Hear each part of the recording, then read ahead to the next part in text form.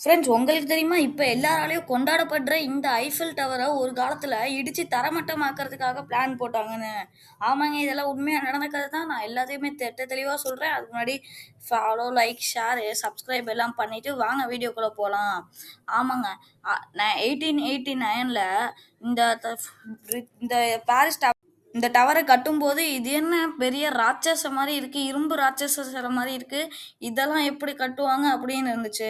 அதனால இதை 20 வருஷத்துக்குள்ள இடிச்சிடணும் அப்படின்னு நான் பிளான் பண்ணாங்க. அப்புறம் 99 இதை இடிக்கிற நேரமும் வந்துச்சு.